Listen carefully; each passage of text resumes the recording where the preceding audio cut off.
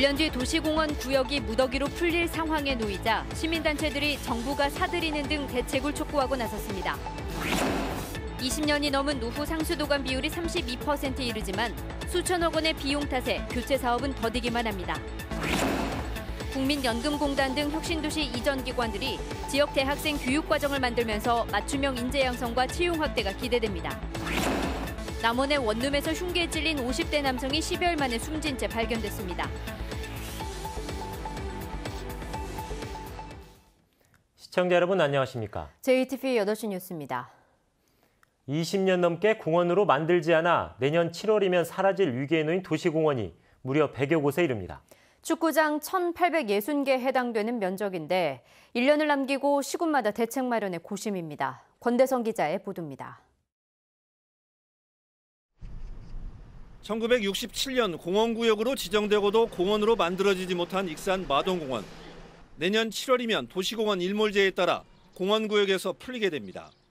익산시가 결국 이 같은 공원구역 8곳을 민간 자본을 들여 공원으로 조성합니다.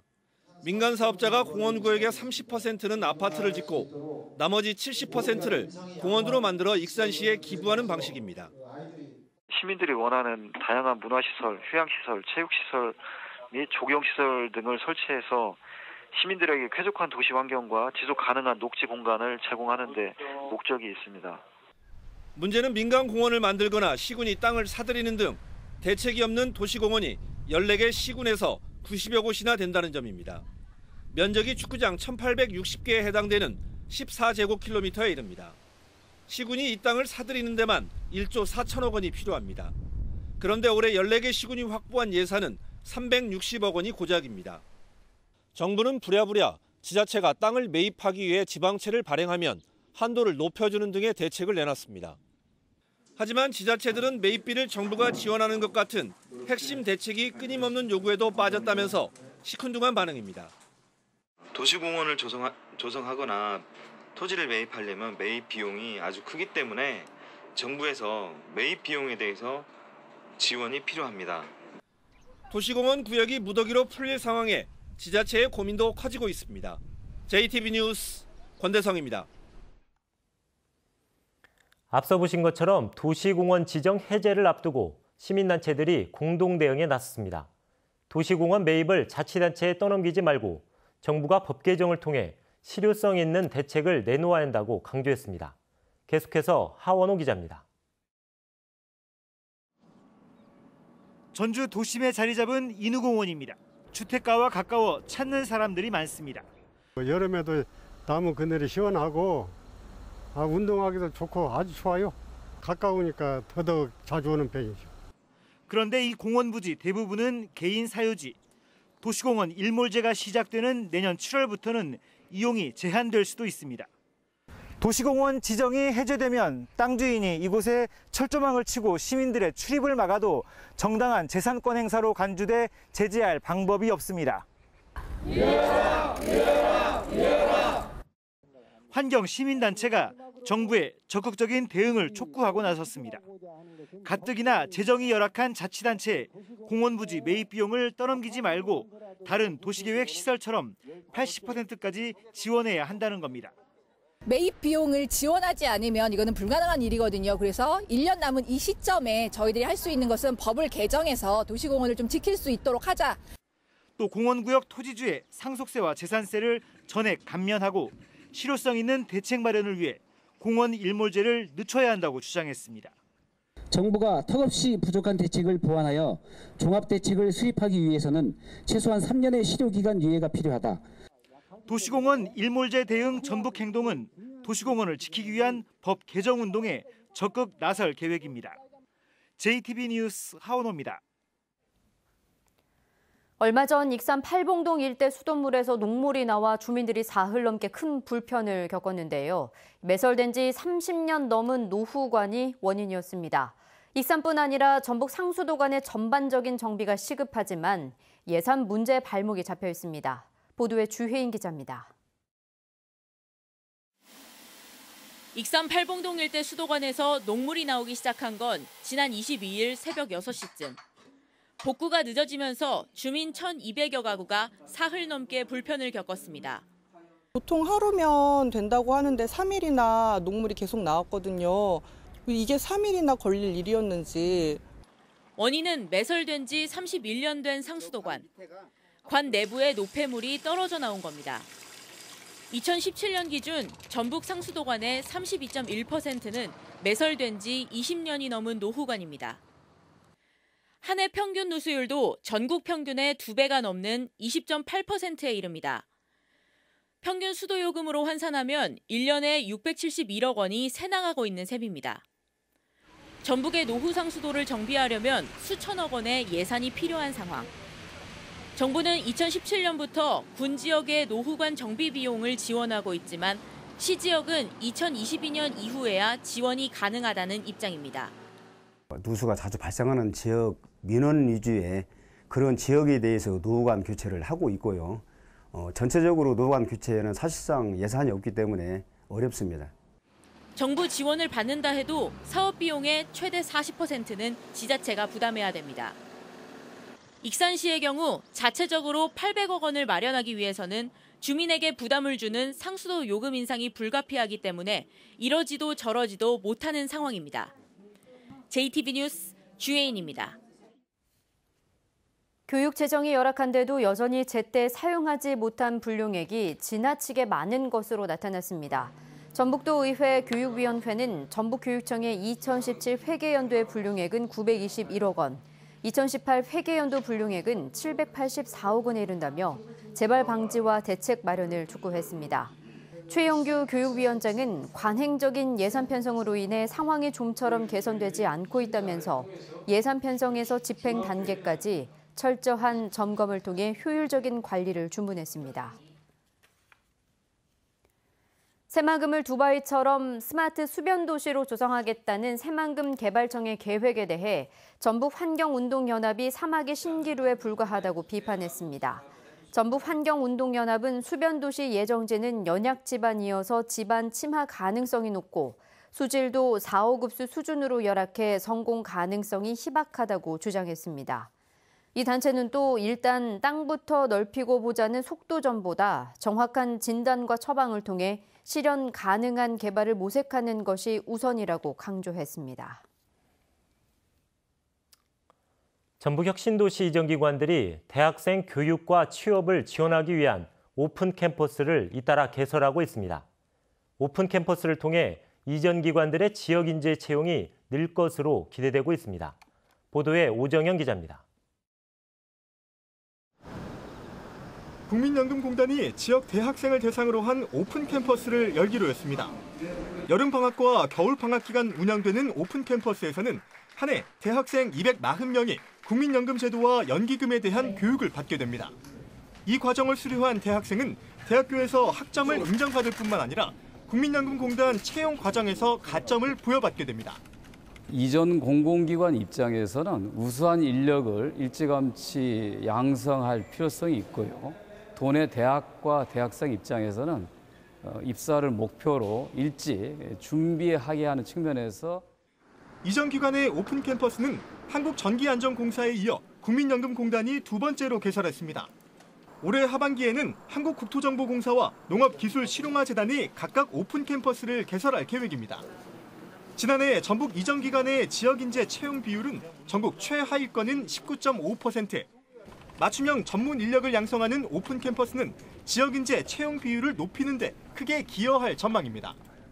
오픈 캠퍼스를 통해서 교육을 시켜주면 우리 지역인재들이 어떻게 앞으로 이런 기관에서 일할지 방법을 알고 길을 찾아가는 좋은 기회가 될 것 같습니다. 전라북도는 한국출판문화산업진흥원과 한국식품연구원 등 나머지 이전 기관도 오픈 캠퍼스를 개설하도록 협의해 나갈 계획입니다. JTB 뉴스 오정현입니다. 학령 인구 감소로 존폐 위기에 몰려있는 도내 대학을 위해 해외 유학생 유치에 적극 나서야 한다는 주장이 나왔습니다. 전라북도의회 김희재 의원은 올해 도내 고등학생은 5만 6천여 명으로 지난해보다는 6천 명, 재작년보다는 11,000명이나 급감해 특단의 대책이 필요하다고 말했습니다. 김 의원은 중국 충칭시 교육위가 오는 8월 전북어학원을 설립해서 한국어 교육에 나서는 만큼 자치단체와 대학들이 나서 이들을 도내 대학에 유치해야 한다고 주장했습니다. 최저임금 인상으로 생기는 사회적 부담은 온전히 재벌이 떠안아야 한다는 주장이 나왔습니다. 민주노총 전북본부는 오늘 전주 상공회의소 앞에서 기자회견을 갖고 최저임금을 올려 고용 참사가 발생했다는 주장은 근거 없는 왜곡이라며 이같이 주장했습니다. 또 시간당 최저임금 10,000원은 대통령 공약을 넘어 사회적 약속이라며 정부는 대기업이 최저임금 인상분을 부담하도록 조치해야 한다고 강조했습니다. 대한방직부지개발을 추진하는 자광이 기부 체납 시설을 바꾸는 정책 제안서를 전주시에 제출했습니다. 자광은 최근 전주시 종합경기장 개발안에 컨벤션센터 신설이 포함됨에 따라 대한방직부지에 신설하려던 컨벤션센터를 문화예술의 전당과 여성 청소년 복합문화시설로 바꾸는 변경안을 제출했다고 말했습니다. 대신 143층 타워와 아파트 개발 같은 기존 계획엔 변함이 없다고 덧붙였습니다. 그러나 전주시는 자광의 개발안이 도시기본계획에 맞지 않아 지난해 자광의 개발 제안서를 발의한 만큼 특별히 언급할 게 없다고 밝혔습니다. 남원에서 50대 남성이 흉기에 찔려 숨진 지 10여일 만에 발견됐습니다. 경찰은 용의자인 동건여를 의심하고 있는데 이 남성이 스스로 극단적인 선택을 했을 가능성도 열어두고 있습니다. 나금동 기자입니다. 지난달 21일 저녁 남원의 한 원룸 주차장. 51살 A씨가 동거녀 B씨와 함께 오토바이를 타고 들어섭니다. 잠시 후 홀로 나와 술을 마신 B씨는 3시간쯤 뒤 만취한 상태로 다시 원룸에 돌아옵니다. A씨가 흉기에 찔려 숨진 채 발견된 건 이로부터 10여일이 흐른 지난 1일. 몇 달째 밀린 월세를 받으러 온 집주인에 의해 발견됐습니다. 그때가 상당히 진행된 상태에서 반듯하게 누워있고 이불이 어깨 부위까지 덮여 있었어요. 경찰은 동거녀 B씨를 의심하고 있습니다. 함께 귀가한 지 이틀 뒤인 23일 새벽, B씨 혼자 원룸을 빠져나간 사실이 확인됐고 이후 A씨의 외출 흔적도 다른 사람이 드나든 모습도 발견되지 않았기 때문입니다.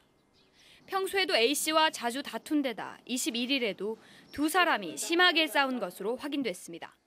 그렇게 싸워요. 막 쓰면서 1박 2일로 싸우면 낮에부터 막 저녁까지 막 쓰고 막 고함 지르고 막 했어요. B씨는 하지만 21일 술을 마시고 돌아와 보니 A씨가 숨져 있었다며 살해 혐의를 완강히 부인하고 있습니다.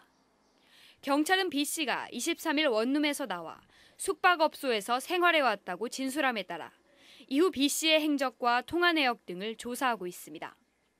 또 A씨의 상처 등으로 미루어 스스로 극단적인 선택을 했을 가능성도 열어두고 국립과학수사연구원에 부검을 의뢰했습니다. JTB 뉴스 나금동입니다.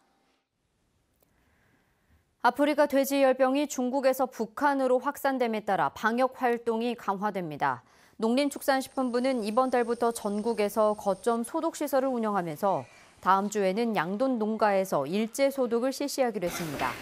또 농가별 전담관이 아프리카 돼지 열병 의심 증상을 수시로 확인하고 국무조정실과 함께 군산항 등 항만의 검역을 강화하기로 했습니다. 올여름 폭염에 따른 가축 피해를 줄이기 위해 축산농가 지원 사업이 펼쳐집니다. 전라북도는 축산농가의 가축 재해보험 가입률을 높이기 위해 116억 원을 지원하고 가축 사육 환경을 개선하기 위해 16억 원을 투입하기로 했습니다. 또 폭염 스트레스 완화제 31톤을 구입해 축산농가에 공급하기로 했습니다. 지난해 여름 전북에서는 폭염으로 닭 208만 마리, 오리 13만 마리, 돼지 7,800마리 등 가축 229만 마리가 폐사했습니다. 전라북도가 고창 운곡습지와 부안 적벽강이 포함된 서해안권 국가지질공원의 세계지질공원 인증 절차를 본격화합니다. 전라북도는 내년에 유네스코에 신청서 제출을 목표로 이달에 국내 후보 확정 신청서를 내기로 했다고 밝혔습니다. 국내에서 세계지질공원으로 인증받은 곳은 제주도와 광주 무등산권 등 3곳입니다. 제64회 현충일인 내일 오전 10시부터 1분 동안 순국 선열과 호국 영령의 명복을 기원하는 추념 행사에 맞춰 사이렌이 울립니다. 사이렌이 울리는 동안 도민들은 경건한 마음으로 묵념을 하고 이후 정상적인 일상생활을 하면 됩니다. 선거 과정에서 상대 후보를 비방하는 대자보를 붙인 혐의로 기소된 이현웅 전 민주평화당 전주시장 후보의 형에게 1심과 같은 징역형이 선고됐습니다. 광주구법 전주재판부 제1형사부는 선거법 위반 혐의로 기소된 61살 이모 씨에 대한 항소심에서 이 씨의 항소를 기각하고 징역 8개월을 선고한 원심을 유지했습니다. 이 씨는 지방선거를 앞둔 지난해 4월 전북대 등 전주 시내 대학 4곳에 김승수 당시 더불어민주당 전주시장 후보를 비방하는 대자보를 붙인 혐의로 기소됐습니다. 현충일인 내일은 가끔 구름 많다가 오후부터 흐려지겠습니다. 아침 최저 기온은 15도에서 19도를 보이겠고 한낮 기온은 27도에서 30도로 오늘보다 조금 낮겠습니다. 밤부터는 비가 내리기 시작해 모레까지 20에서 70mm가량 오겠습니다. 서해안을 중심으로 바람도 강하겠습니다. 비가 오면서 기온이 떨어져 모레 낮 최고 기온은 20도에서 22도에 머물겠습니다. 전주기상지청은 그 뒤로는 대체로 맑은 날씨가 이어질 것으로 내다봤습니다.